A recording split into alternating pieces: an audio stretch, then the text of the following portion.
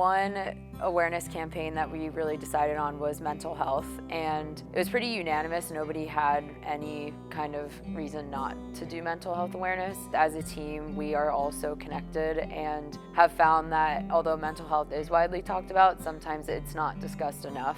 And if we could find a way to amplify our voices and contribute to the talk on mental health awareness, a great way to do that would be in season. I think during the pandemic, our interest definitely spiked a bit. A lot of people came back on campus after the pandemic, and I definitely think it took a really big toll on people's mental health, both for non-athletes and for athletes. I think specifically for athletes, knowing that technically we were in season, but we were not having a season was definitely hard, and your outlet of going to go to practice every day and getting to be, an athlete was severely diminished. I think also knowing that last year there was about 13 to 15 athletes who committed suicide at the Division I level, and recognizing it's kind of an epidemic. This is something that we need to be taking seriously. People's lives are at stake here, and it stems from this idea of being an athlete means you can't be a person, and this culture where we think we just have to push and push and push.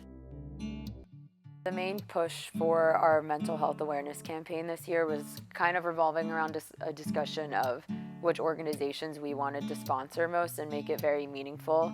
And NAMI is the one that we are supporting now, given that it's a national organization. It's really reachable to many people. We figured maybe a better way to actually get out the word about our mental health awareness was by wearing shirts before every game. We have NAMI printed on the back of the shirt, and then there's actually a link posted on the homepage of our Colgate field hockey website, where if you go on Other and you click down, you can find the link that leads you directly to NAMI, and you can directly donate to their website.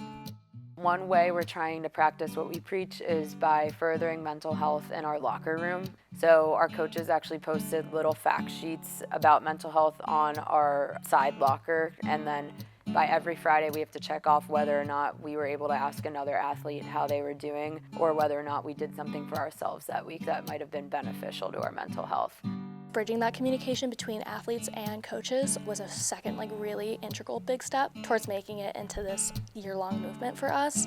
I think to keep mental health awareness consistently on our mind, instead of just wearing a t-shirt to wear a t-shirt, is that we check in with each other. We try to have groups who you can turn to and you can go to. We also have mental health awareness advocates within the team, so people who are going to conferences and going to meetings who are consistently keeping that in conversation, so it's not something that we put on the back burner or put to the side.